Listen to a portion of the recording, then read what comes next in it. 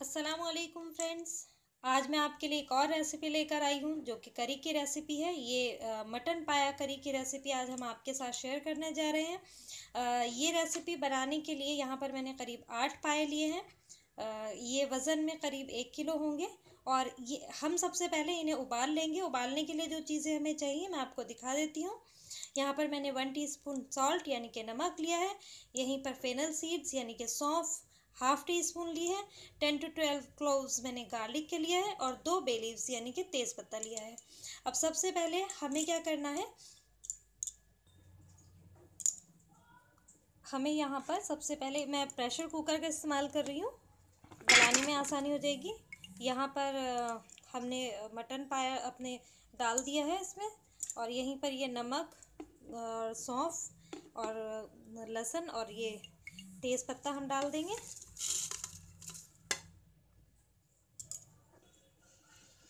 और यहीं पर मैं इसमें करीब दुगना पानी डाल दूंगी।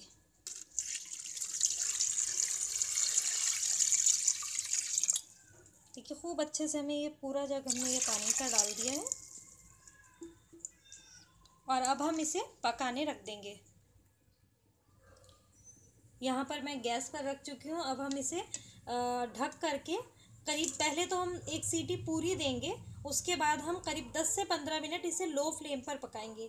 इससे क्या होता है कि कोई भी चीज़ हो, मटन हो या मतलब अभी तो हम पाया बना रहे हैं तो बहुत आसानी से गल जाता है, चने वगैरह उबालने होते हैं, तो भी आप ये ट्रिक इस्तेमाल करें, इंशाल्लाह बहुत जल्दी गलेंगे, बहुत आसानी से काम हो जाता है, तेज़ी से काम होता है। तो अभी मैं इसको ढक देती हूँ और पहले हम एक सीटी पूरी लेंगे, उसके बाद 10 से 15 मिनट हम इसको लो फ्लेम पर पकाएंगे। देखिए जब तक मटन हमारा पाया उबल रहा है, जब तक कि हम और जो स्पाइसेस हमें चाहिए ग्रेवी के लिए वो मैं दिखाती चलती हूँ। यहाँ पर जो हम ग्रेवी बनाएंगे वो प्याज से और दही से बनाने वाले हैं। तो यहाँ पर मैंने करीब 250 ग्राम के करीब प्याज लिए हैं, बड़े साइज़ में 4 हैं और एक छोटा प्याज लिया है। और यही साथ में मैंने 200 ग्राम दही ली है करीब। और यहाँ पर गरम मसाले में मैंने 1/4 टीस्पून क्यूमिन सीड्स लिए हैं, सॉरी हाफ टी स्पून लिया है, और 4 से 5 क्लोव्स ली है, 2 बड़ी इलायची यानी कि ब्लैक कार्डमम, सिनेमन स्टिक छोटी सी यानी कि दालचीनी का टुकड़ा, और 8 से 10 ब्लैक पेपर कॉर्न और या फिर काली मिर्च, ये मैंने ली हैं। यहीं पर ड्राई स्पाइसेस में हम देख लें, नमक हालांकि हमने उसमें डाला है लेकिन थोड़ा सा हम और डालेंगे।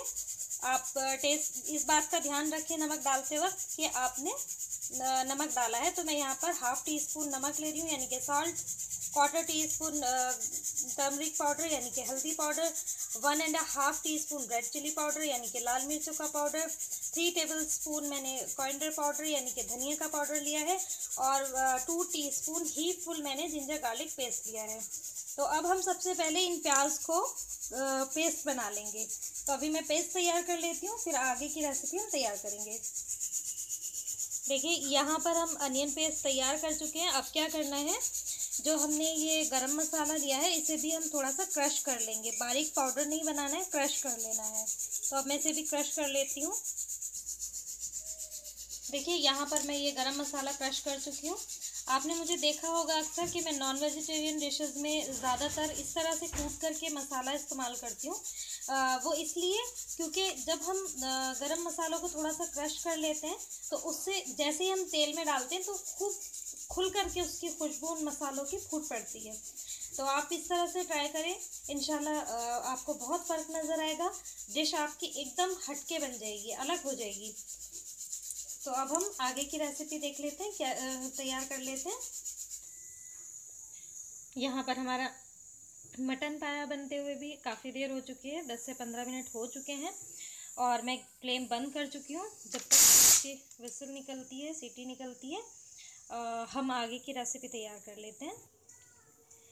सबसे पहले यहाँ पर एक बर्तन में हमने ऑयल गरम कर लेना है। करीब हाफ कप मैंने ऑयल लिया है, और इसमें ये कुटा हुआ मसाला हम ऐड कर देंगे, गरम मसाला कुटा हुआ डालेंगे। और यहीं पर मैं एक बे लीफ डाल देती हूँ।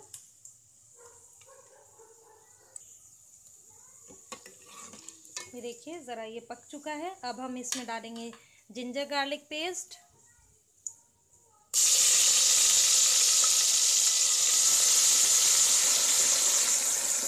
करीब 1 से 2 मिनट हम इसे भून लेंगे।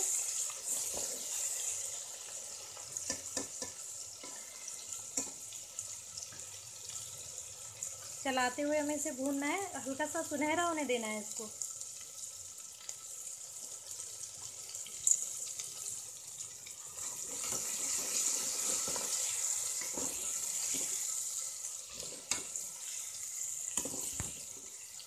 और अब यहीं पर हम डाल देंगे प्याज, यानी कि प्याज का पेस्ट, अनियन पेस्ट।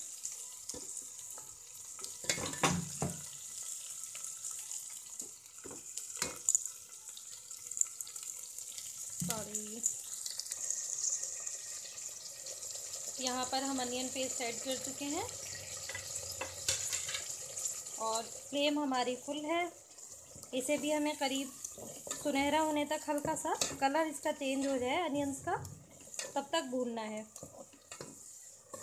और जैसे ही आप ये लहसुन भूनना शुरू करते हैं, जिंजर गार्लिक पेस्ट आप भूनना शुरू करते हैं, मसालों की और जिंजर गार्लिक पेस्ट की जो खुशबू आती है वो बहुत ही मज़े की खुशबू होती है। कि अभी हालांकि मसाला तैयार नहीं हुआ होता, और लेकिन लगने लगता है कि हाँ कुछ तैयार हो रहा है, कुछ बन रहा है। तो ट्राई करिए आप भी इस तरह से। हर इंसान के बनाने का तरीका अलग होता है। हम लोग इस तरीके से घर पर ये पाया बनाते हैं। तो मैं इसे भून लेती हूँ, आप भी इस तरह से बनाकर एक बार ट्राई ज़रूर करिएगा। अभी हम इसे भून लेते हैं। जब ये थोड़ा सा सुनहरेपन पे आ जाएगा, फिर हम इसमें ड्राई स्पाइसेस ऐड कर देंगे। यहाँ पर हमारे प्याज भुन रहे हैं और ये छींटे देने लगा था, तो मैंने इसे कवर कर दिया था। अब देखते हैं, देखिए कितना कलर चेंज हो गया है। अभी हम चलाएंगे तो नीचे से भुनना शुरू होगा। ये देखिए काफ़ी हद तक इसका कलर चेंज हो गया, बहुत छींटे दे रहा है ये। अभी हम इसमें ये ड्राई स्पाइसेस ऐड कर देते हैं। सारे ही स्पाइसेस ऐड कर देंगे हम इसमें। देखिए मसाले हमारे ये हमने मिला दिए, और यहीं पर हम दही को अच्छी तरह फेंट करके अभी हम उसमें ऐड कर। तो देखिए ये मसाले हमने ड्राई स्पाइसेस सारे ऐड कर दिए थे, यहीं पर अब हम दही फेंट करके अच्छी तरह वो ऐड कर देंगे। देखिए यहाँ पर दही हमने ऐड कर दिया। अब इसे फटाफट हम मिक्स कर देंगे। फ्लेम मैंने लो करी हुई थी, अभी हम फुल कर देते हैं क्योंकि छींटे बहुत डाल रहा है। और अब मैं इसे ढककर भूनूंगी, जिससे कि ये छींटे कहीं अगर हाथ पर लग गए तो हाथ ही जल जाएगा। तो इसलिए अभी मैं इसे ढककर पकाने वाली हूँ। फ्लेम मैं फुल ही रखूँगी। तो अब हम इसे ढककर पका लेते हैं। यहाँ पर पकाने से मतलब मेरा ये है कि मसाले को हम अच्छे से भूनेंगे, जिससे कि कच्चे मसालों की खुशबू बिल्कुल ख़त्म हो जाए। तो करीब इसे 5 मिनट हम भून लेंगे फुल फ्लेम पे, जिससे कि इसका पानी खुश्क हो जाए और ये छींटे देना बंद कर दे। इसको हम बीच बीच में चलाते रहेंगे कि कहीं ये नीचे जलना ना लगे। तो अभी हम इसे 5 मिनट तक पकने देते हैं। जब मैडम ये देखिए यहाँ पर मसाला भुन रहा है और बहुत तेज़ से छींटे आ रहे हैं। हमने ये चम्मच बीच में अड़ाकर इसे आधा खुला हुआ कर दिया। अब दूसरी तरफ हम देख लेते हैं पाया जो हमने गलने रखा था। तो ये देखिए इसके फ्रैक्चर निकल चुका है, खोल कर देख लेते हैं। ये देखिए इस तरह से ये पाया तैयार हो गया है। तो देखिए हम चला कर देख लेते हैं ये पाया गला कि नहीं। तो देखने से ही नज़र आ रहा है ये बिल्कुल गल चुका है, बिल्कुल अलग हो चुका है। अब हमें क्या करना है, इसे पाए को छांट करके एक तरफ रख देना है, हड्डी और बोटी सब अलग करके रख देना है। तो मैं ये कर लेती हूँ। देखिए इस तरह से ये एक बर्तन में निकालते जाना है, क्योंकि इसमें जो हमने सौंफ और लहसुन वगैरह जो डाला है वो साबुत अगर मुंह में आएगा तो अच्छा नहीं लगेगा। इस पानी को हम छान लेंगे। तेज़ पत्ता भी मैं इसी में ले लेती हूँ, क्योंकि तेज़ पत्ता तो अलग से ही नज़र आ जाता है, बे लीफ यानी कि। तो लहसुन को हम मैश करके दोबारा यूज़ कर सकते हैं इसमें ग्रेवी में, लेकिन सौंफ हम छान देंगे। तो इसी तरह सारा निकाल लेना है और पानी एक तरफ करके छान कर रख लेंगे, सेपरेट कर लेंगे पानी को हम। देखिए ये मसाला अब भुनने में आने लगेगा। अभी तक तो इसे छींटे डाल रहा था, तो जैसे ये मैंने आपको पहले भी कई बार बताया है कि सबसे अहम इंग्रेडिएंट समझ लें या ट्रिक समझ लें, वो यही है कि आप मसाले को खूब भूनें। अगर मसाला सही से नहीं भुना होगा तो सारी की सारी रेसिपी आपकी, जो भी कुछ आप बना रहे हैं, वो ज़ाया हो जाएगी, ख़राब हो जाएगी। तो आप अच्छी तरह से इसे भूनें। मैं करीब इसे 5 से 7 मिनट, या जब तक कि इसका तेल ऊपर अच्छी तरह ना आ जाए, मैं भूनने वाली हूँ। इसका पानी बिल्कुल ड्राई कर देना है। तो अभी मैं इसे भून लेती हूँ। देखिए इधर हम ये निकाल चुके हैं, पाया सेपरेट कर लिया है हमने। थोड़े थोड़े फेनल सीड्स आ गए, तो उसकी कोई टेंशन नहीं है। उसकी खुशबू और अलग ही उसका मज़ा दे देती है पाए का। तो अभी हम मसाला भून लेते हैं और आगे की रेसिपी तैयार कर लेते हैं। ये देखिए ऑयल आ चुका है, अच्छी तरह आ गया है, लेकिन अभी भी हम 5 मिनट और इसको भून लेंगे। देखिए जब मसाला इस तरह की शक्ल में आ जाए,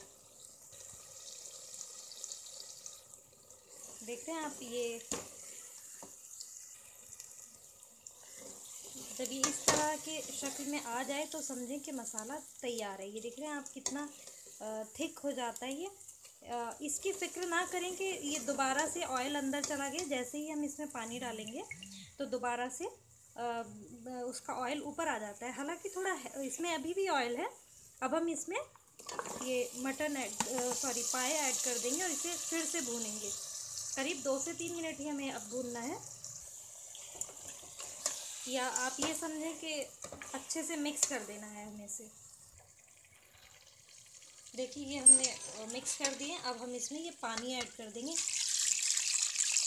मैं इसे हल्का सा निथार ही रही हूँ, जिससे धीरे धीरे निथार रही हूँ, जिससे कि फेनल सीड्स और जो हमने गार्लिक डाला था वो इसमें ना आए। ये देखिए मैं आपको दिखा दूँगी। ये देखिए ये सब इसी में रह गया है। गार्लिक, और जो गार्लिक है वो पूरी तरह से घुट गया है। और अब हम फ्लेम फुल दोबारा से कर देंगे और इसे हम धीमी आंच पे करीब 5 से 10 मिनट हम इसे पकाएंगे।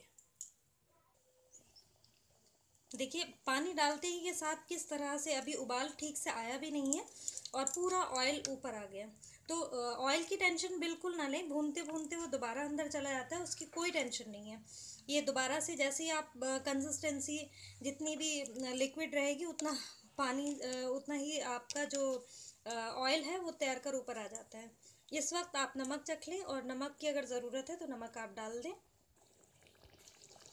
देखिए उबाल आने लगा है। इसे करीब मैं 5 से 7 मिनट इसी तरह पकाने वाली हूँ। मीडियम फ्लेम पर मैं पकाऊंगी, जिससे कि थोड़ा सा ये गाढ़ेपन पर आ जाए। हालांकि उतना पतला नहीं है। आमतौर पे पाए का शोरबा इसी तरह पतला होता है, लेकिन हमारे घर में थोड़ा सा थिक पसंद करते हैं। और ये पकाएंगे इसलिए थोड़ा, जिससे कि मसाले और जो शोरबा है वो सब एक जान हो जाए। अभी मैं इसमें करीब ½ टी स्पून गरम मसाला पाउडर ऐड करूँगी। ऊपर से ही आप हमेशा गरम मसाला ऐड करें, उसकी अलग ही खुशबू होती है।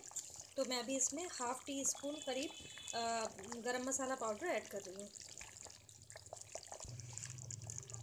यहाँ पर हमने ये थोड़ा स्पून मेरा बड़ा है, लेकिन मुझे अंदाज़ा है कि मैंने ½ टी स्पून डाला है।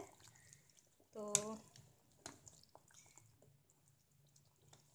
कभी भी सालन को आप फुल फ्लेम पे ना पकाएं, क्योंकि उसका रोगन उड़ जाता है। जो हमने ये तेल ऊपर अगर आया है और आप उसे फुल फ्लेम पर पका देंगे, तो उसका नतीजा ये होगा कि जो भी रोगन आया होगा वो सब उड़ जाता है, गायब हो जाता है बिल्कुल।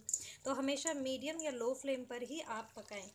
अगर आपको जैसे सालन थोड़ा थिक करना है, ज़्यादा देर तक, अभी मुझे 5 से 7 मिनट पकाना है, अगर मैं इसे फुल फ्लेम पर पकाती हूँ तो इसका सारा रोगन गायब हो जाएगा। तो हम इसे मीडियम या लो फ्लेम पर इसे पकाएंगे। तो इसे मैं 5 से 7 मिनट तक पका लेती हूँ और हमारे पाया करी तैयार है।